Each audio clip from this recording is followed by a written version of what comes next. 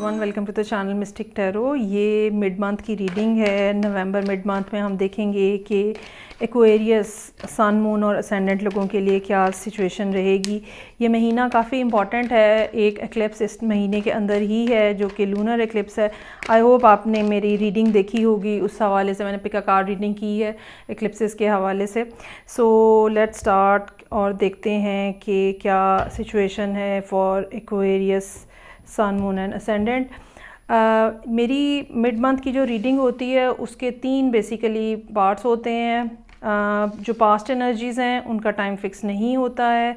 उसके बाद फिर मेरे पास करंट एनर्जीज़ होती हैं जो 15 डेज़ का टाइम ड्यूरेशन होता है। और उसके बाद फिर आने वाले दिनों के हवाले से भी एक ओपन एंडेड सिचुएशन को हम डिस्कस करते हैं।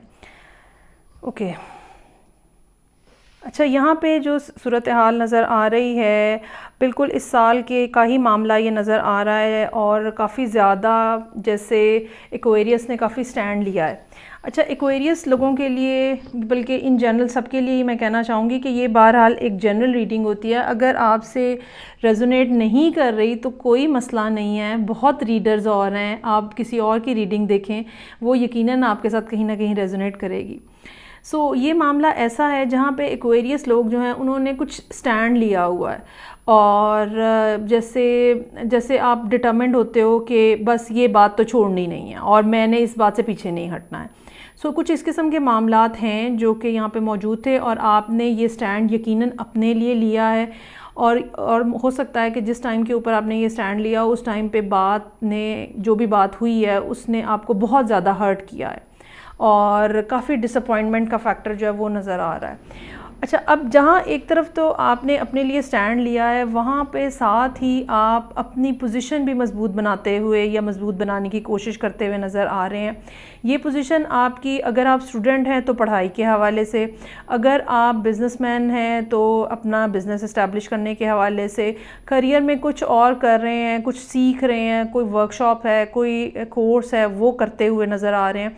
कुछ ऐसा काम है, प्रोडक्टिव किस्म का काम है जो कि इस साल में हुआ है और यकीनन लोगों ने इस बारे में आपकी हेल्प की है, कुछ ना कुछ सिखाने में, कुछ ना कुछ बताने में और सिखलाने में।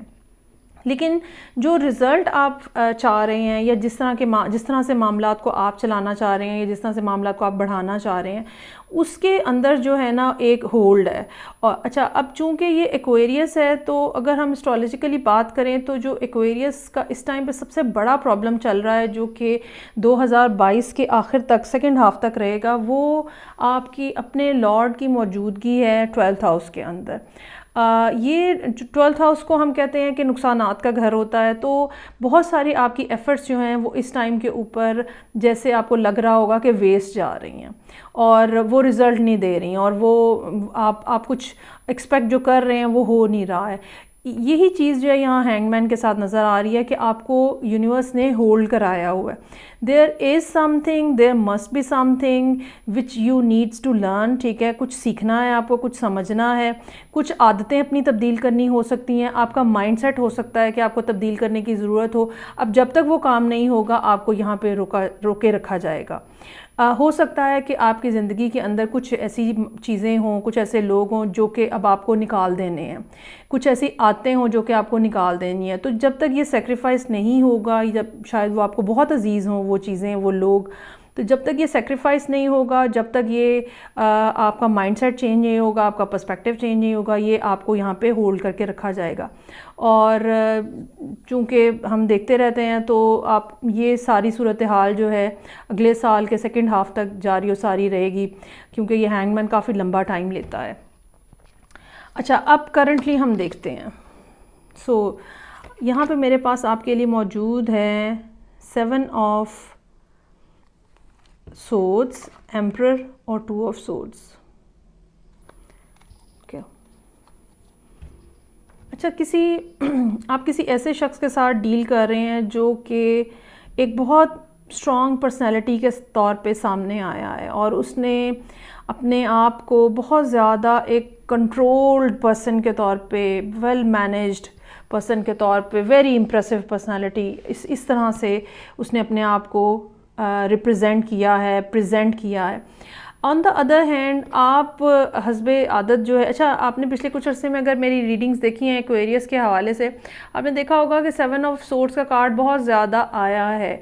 ये आपकी कमज़ोरी की तरफ बेसिकली इशारा करता है कि आप बहुत ज़्यादा टिक के नहीं खड़े हैं, आपकी ग्राउंड्स जो हैं वो बहुत ज़्यादा स्ट्रॉन्ग नहीं हैं।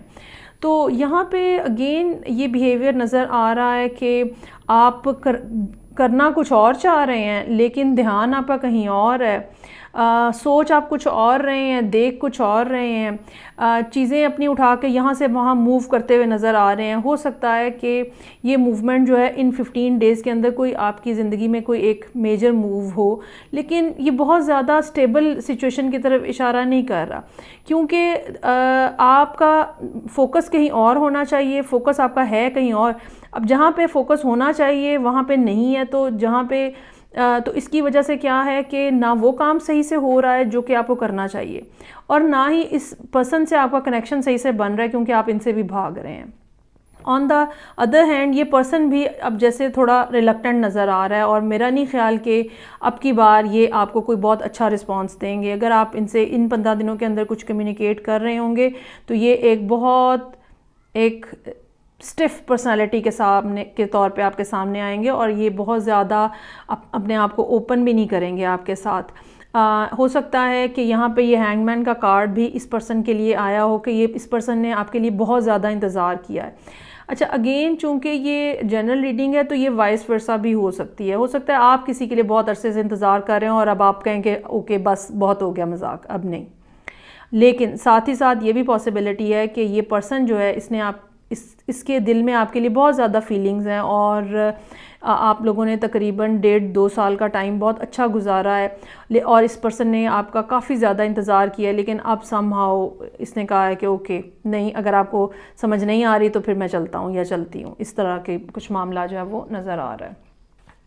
अच्छा इस महीने जो एक्लिप्स लग रहा है, लूनर एक्लिप्स लग रहा है, सो वो सब लोग जिनके बर्थ चार्ट के अंदर डिग्रीज़ जो हैं वो 0 से लेके 10 तक हैं, वो कहीं ना कहीं या तो चार्ट की डिग्रीज़ की वजह से या किसी इंपॉर्टेंट प्लैनेट की डिग्रीज़ की वजह से कहीं ना कहीं इफ़ेक्ट हो रहे हैं इस सारे मामले के अंदर जो एक्लिप्स का और राहु केतु का सिलसिला चल रहा है। दूसरी बात ये कि जो भी एक्लिप्स केतु के साथ होता है ये एंडिंग्स की तरफ इशारा करता है, कुछ ना कुछ ख़त्म हो रहा होता है, ज़िंदगी से कुछ ना कुछ चीज़ें निकल रही होती हैं। सो अगर आपकी भी इंटेंशन ये है कि कुछ लोगों को ज़िंदगी से निकाल देना है, कुछ चीज़ों को, कुछ हैबिट्स को ख़त्म कर देना है, तो this will be the right time to do that. तीसरी बात ये कि आपका ये एक्लिप्स जो है ये आपके 10th और 4th हाउस के ऑर्बिट में लग रहा है। सो बहुत सारी चीज़ें जो हैं वो ऐसी होंगी जो कि आपके लिए आप ये कह लें कि काम के हवाले से, जॉब के हवाले से, करियर के हवाले से, और घर के घरेलू मामलात में, मैरिड हैं अगर आप तो घरेलू मामलात, अनमैरिड हैं तो मदर के साथ आपके मामलात, अगर आप कोई यंगर पर्सन है तो आपकी अर्ली एजुकेशन में कहीं ना कहीं कुछ ना कुछ चेंजेस जो हैं वो आती हुई नज़र आ रही हैं। ओके जी, कमिंग डेज़ में, आने वाले दिनों में क्या सूरत हाल रहेगी? 3 ऑफ कप्स, 5 ऑफ सोर्ड्स और स्टार। अच्छा जहाँ तक आपका ताल्लुक़ नज़र आ रहा है, आप अगेन हो सकता है कि बस एक पार्टी मूड में हो और कुछ आपके अंदर सीरियसनेस नहीं नज़र आ रही, बस दोस्ती आप किसी से करना चाह रहे हो या अच्छा गुड टाइम एंजॉय करना चाह रहे हो। ऑन द अदर हैंड ये पर्सन जो है ये भी अब आप ये समझें कि आपके बिहेवियर को देख के इसने भी अब सीख लिया है कि मुझे अपनी साइड कैसे सेफ़ रखनी है, और मुझे नहीं इस बात के ऊपर फोकस करना कि आप क्या चाह रहे हैं। ये पर्सन भी अब आप समझ लें कि जिस लेवल के ऊपर आप ख़ुद थे उसी लेवल के ऊपर जो है वो ये है। अब जब आप दोनों जो हैं वो यहाँ इस सर्टन पॉइंट पे पहुँच चुके हैं तो अब ये समझ लें कि एनर्जेटिकली आप दोनों जो हैं वो काफ़ी हद तक इक्वल हो चुके हैं। तो अब जो है आने वाले दिनों में फरवरी मार्च का जो टाइम पीरियड है वो कुछ ऐसा चेंज लेके आ सकता है, कुछ ऐसी बेटरमेंट लेके आ सकता है, कुछ ऐसी इम्प्रूवमेंट लेके आ सकता है जो कि आपके दोनों के रिलेशनशिप को थोड़ा सा कुछ बेहतर बनाएगी। बहुत ज़्यादा बेहतर बनाने की मुझे उम्मीद जो है वो नज़र नहीं आ रही, क्योंकि आप दोनों के साथ प्रॉब्लम ये है कि आप लोग डिफरेंट फ्रीक्वेंसी के ऊपर वाइब्रेट कर रहे हैं। जब एक पर्सन हाँ हाँ कहता है तो दूसरा पर्सन उस टाइम पे ना ना की एनर्जी के अंदर होता है, और वाइस वर्सा। यही वो वजह है कि आप लोगों की चूँकि एनर्जी मैच नहीं हो रही है, कनेक्शन बन नहीं पा रहा है। सो ये सूरत हाल मेरा ख़्याल है कि आप लोगों को, आप दोनों को होल्ड करना चाहिए अगले साल का जो फर्स्ट क्वार्टर होगा उस वक्त तक के लिए। उसके बाद कुछ मामलात के अंदर कुछ बेहतरी आती हुई नज़र आ रही है, लेकिन मसला वही है कि आप दोनों की जो एनर्जीज़ हैं वो एक दूसरे के साथ मैच नहीं कर रही हैं। ठीक हो गया जी। अच्छा, यहाँ पर अगेन यहाँ पे काम के हवाले से जो सूरत हाल है वो इतनी ज़्यादा कोई वाज़ेह नहीं है। हाँ, ये ज़रूर हो सकता है कि इन 15 दिनों के अंदर अगर आप किसी जगह जॉब कर रहे हैं तो अपने बॉस के हवाले से आपको केयरफुल रहने की ज़रूरत है। बहुत ज़्यादा उनके साथ कम्युनिकेट ना करें, सिर्फ नेसेसरी कम्युनिकेशन होनी चाहिए। आने वाले दिनों में भी मामलात जो हैं वो कुछ रहेंगे ऐसे जहाँ पे आप एक्सपेक्ट करेंगे कि आप कुछ प्रमोशन या बोनस डिज़र्व करते हैं और शायद वो आपको ना मिले। शायद वो अभी जो न्यू ईयर पे मिलने की बजाय 2 महीने बाद आपको मिले। कुछ इस किस्म के मामलात भी यहाँ पे पॉसिबल हो सकते हैं, या ये भी हो सकता है कि जो आप डिज़र्व कर रहे हैं उससे थोड़ी चीज़ आपको मिले। तो ये है सूरत हाल जो कि एक्वेरियस लोगों के लिए है। फ़ीडबैक का मुझे इंतज़ार रहेगा। मैं आपसे नेक्स्ट रीडिंग साथ फिर मिलूँगी, तब तक के लिए खुदा हाफिज़।